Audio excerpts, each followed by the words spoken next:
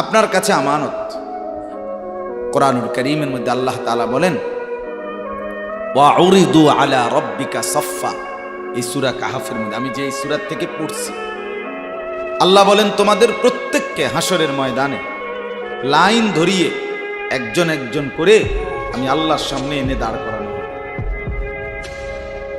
একজন একজন আমি আল্লাহর মুখোমুখি পেশ করা হবে।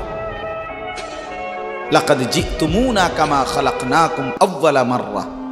আল্লাহ তাআলা তখন বলবে, বান্দা কি হলো, মনে কি পড়ে? আল্লাহ বলবেন, বান্দা মনে পড়ে তো যে অবস্থায় দুনিয়া গেছিলা, আজ ঠিক সেই অবস্থায় আমি আল্লাহর সামনে আসলাম।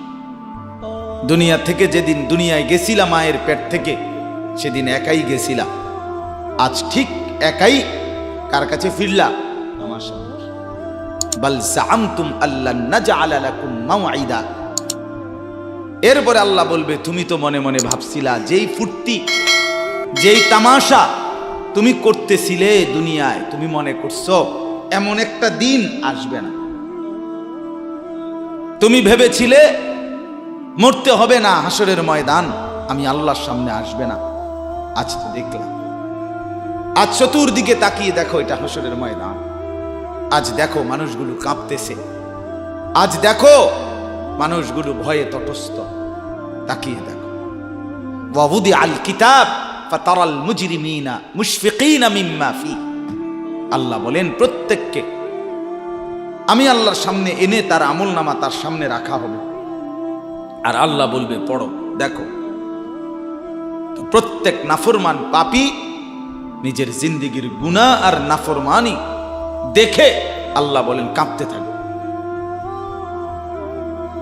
মুশফিকিন কাঁপবে।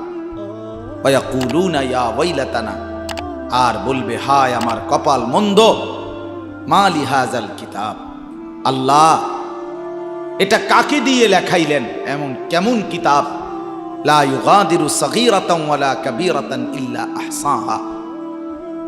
হায় আল্লাহ, আমার জীবনের এক সেকেন্ড, ছোট বড় একটি কর্মকাণ্ড, একটি নিঃশ্বাস এখানে হিসাবের বাহিরে নাই, সব তো এখানে লেখা। আমি পালাবো কিভাবে, আমি বাঁচবো কিভাবে, আমি মুক্তি পাবো কিভাবে? ওয়াজাদু মা আমিলু হাদিরা। আল্লাহ বলে তোমার জিন্দেগির সব তুমি তোমার আমলনামার মধ্যেই উপস্থিত পাইবে। ওয়ালা ইয়াজলিমু রাব্বুকা আহাদা। আল্লাহ বলেন তোমাদের কারো উপরে এক বিন্দু জুলুম হবে না, জুলুম হবে না।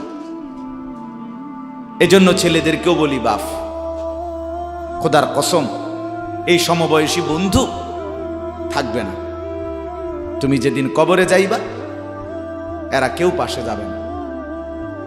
তুমি যেদিন হাসরের ময়দানে দাঁড়াইবা, সেদিন কেউ দাঁড়াবে না তোমার সাথে। তুমি যেদিন আল্লাহ তাআলার মুখোমুখি হতে হবে, সেদিন এই বন্ধু কেউ থাকবে। ফাইদা নুফিখা ফিস-সূর ফালা আনসাবা বাইনাহুম ইয়াওমাইদিন ওয়ালা ইয়াতাসাআলুন। আল্লাহ বলেন ইসরাফিল যখন দ্বিতীয়বারে সিংগায় ফু দিবে, আমি আল্লাহ হাসরের মাঠ কায়েম করব, তখন এই হাসরের ময়দানে দাঁড়িয়ে কেউ কাউকে আত্মীয়তার, বংশের, সম্পর্কের কোনো পরিচয় দিবে না। কোনো মা বলবে না এটা আমার সন্তান, কোনো সন্তান বলবে না এটা আমার মা, কোনো ভাই বলবে না এ আমার বোন, বোন ডাকবে না এ আমার ভাই। ওয়ালা ইয়াতাসাআলুন, কেউ কাউকে জিজ্ঞেসও করবে না কেমন আছে, কে কারে জিজ্ঞাবে। আম্মা জান আয়েশা রাদিয়াল্লাহু তাআলা আনহা বলেন,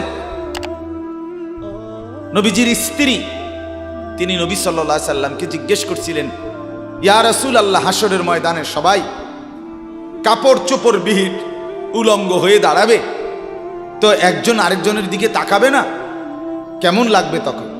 রাসূলুল্লাহ সাল্লাল্লাহু আলাইহি সাল্লাম বলেন, খোদার কসম আয়েশা, হাসরের ময়দান এতটা ভীতিকর অবস্থা যে একজন মানুষ নিজেকে বাদ দিয়ে কারো ব্যাপারে তাকানো, চিন্তা করার, খবর নেওয়ার এক সেকেন্ড সময় পাবে। সকলেই উপরের দিকে নিজেকে নিয়েই ব্যস্ত। ইয়া রাব